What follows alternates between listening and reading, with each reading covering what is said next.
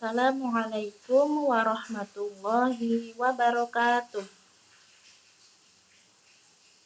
Selamat pagi anak-anak. Apa kabar hari ini?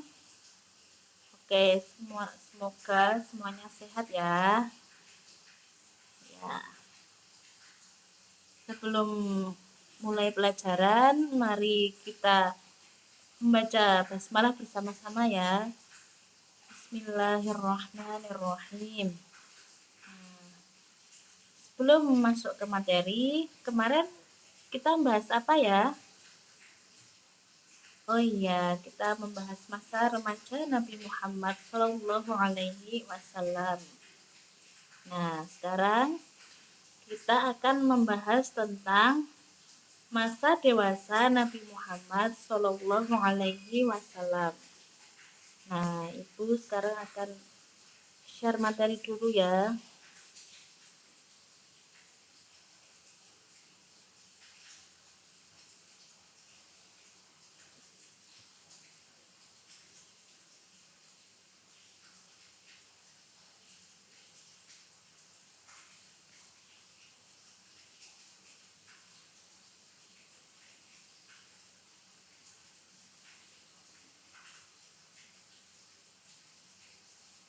Oke, nah di sini Ibu akan menjelaskan tentang masa dewasa Nabi Muhammad. Masa dewasa Nabi Muhammad. Ada yang tahu bagaimana ceritanya? Nah, di sini Ibu akan memulai menceritakan tentang kesabaran dan kepedulian Nabi Muhammad SAW. Sejak masih kanak-kanak, beliau sudah harus hidup dalam kondisi yang berat. Di usia 6 tahun, Nabi Muhammad, ibundanya telah meninggal dunia, yang bernama Siti Aminah. Nah, di usia tersebut beliau sudah dalam keadaan yatim piatu. Menginjak remaja pun harus kehilangan dua sosok orang tua yang beliau sayangi, yaitu meninggalnya Abdul Muthalib, kakeknya, dan Abu Thalib, paman beliau. Tetapi kondisi tersebut justru menjadikan Nabi Muhammad menjadi pribadi yang penuh dengan kesabaran dan penuh kepedulian. Nabi Muhammad pernah diajak berniaga ke negeri Syam, atau berniaga itu berdagang gitu ya. Padahal jaraknya sangat jauh dan resikonya cukup berbahaya.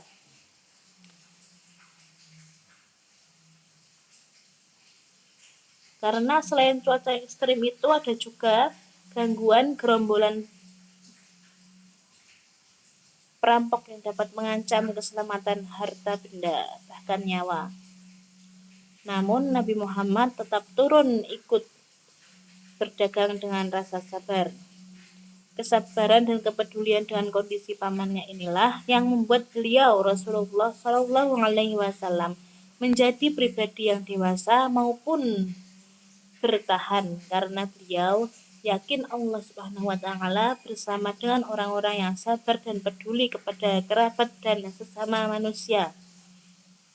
Nah, yang selanjutnya yaitu Nabi Muhammad Shallallahu Alaihi Wasallam ketika bekerja. Apa anak-anak? Ya, Nabi Muhammad ketika bekerja. Yang pertama ada tekun dalam bekerja. Nabi Muhammad Shallallahu Alaihi Wasallam pernah menggembala kambing.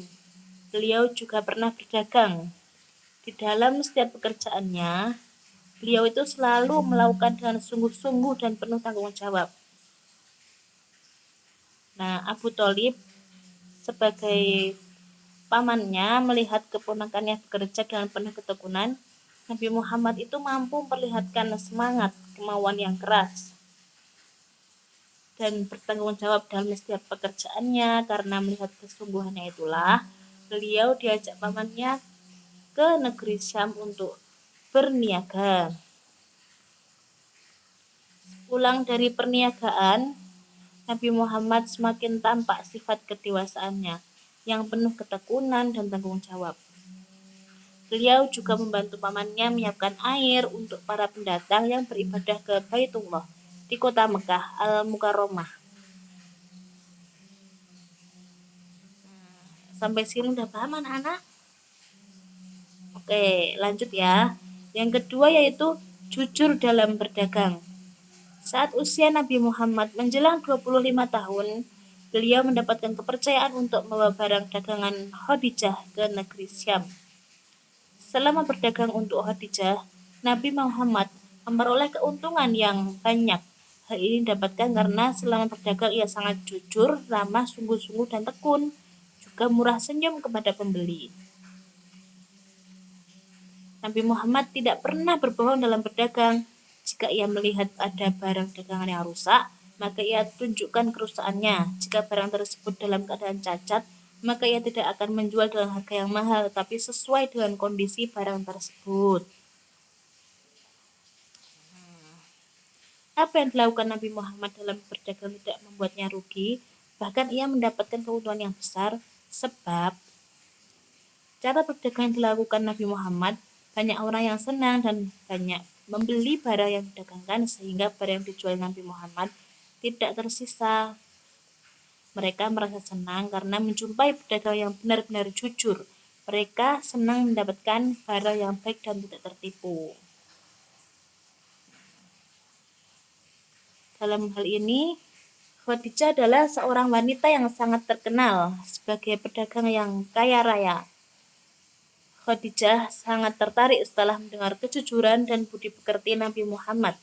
Terlebih setelah Maisarah, salah seorang kepercayaan Khadijah, menceritakan pengalamannya bersama Nabi Muhammad selama perniagaan atau berdagang itu ya, dan keberhasilannya.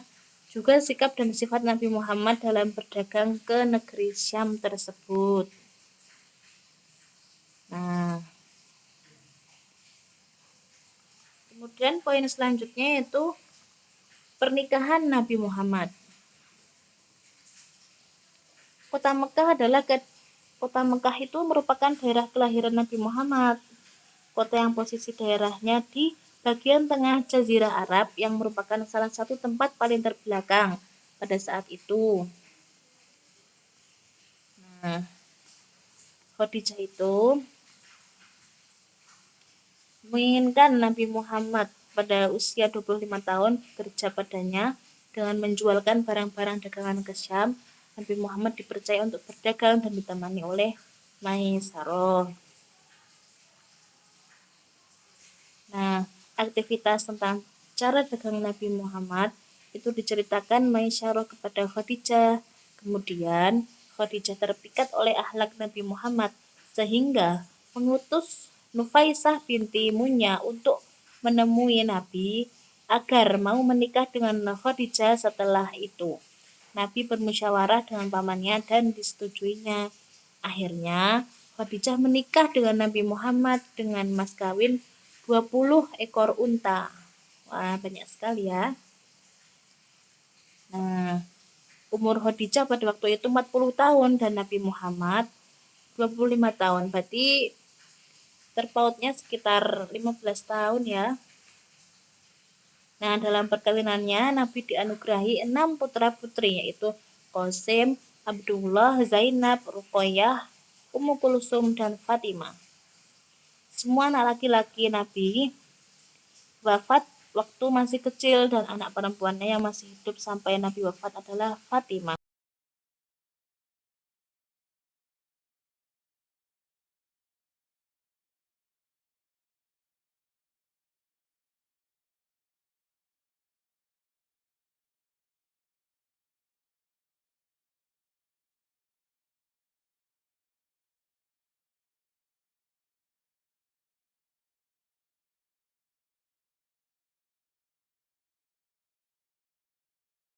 Untuk memperbaiki Ka'bah.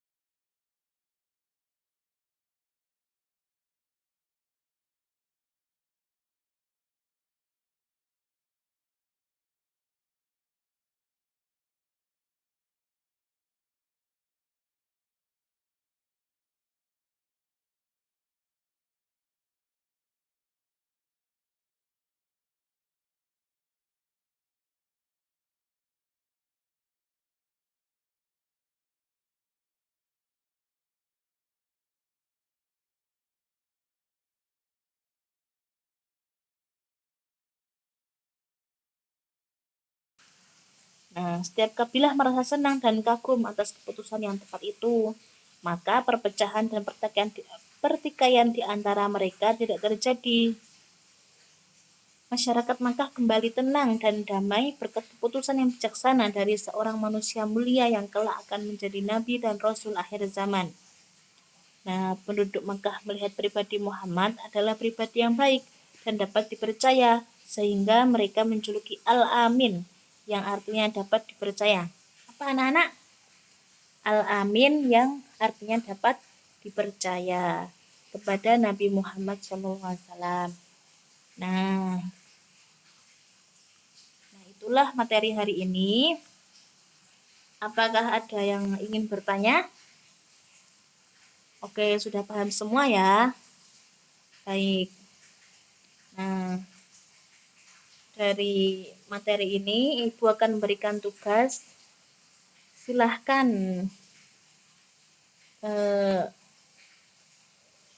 setiap anak memberikan kesimpulan ya tentang ini aja, tentang kepedulian, tentang kesabaran dan kepedulian Nabi Muhammad SAW.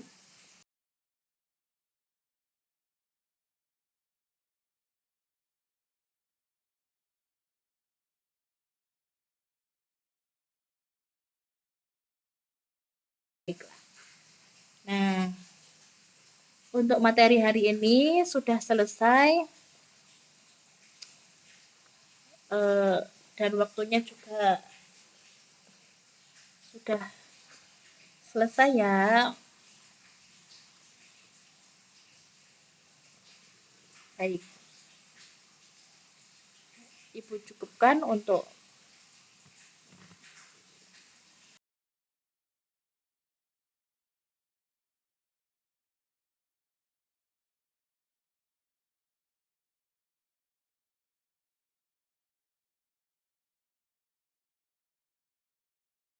itu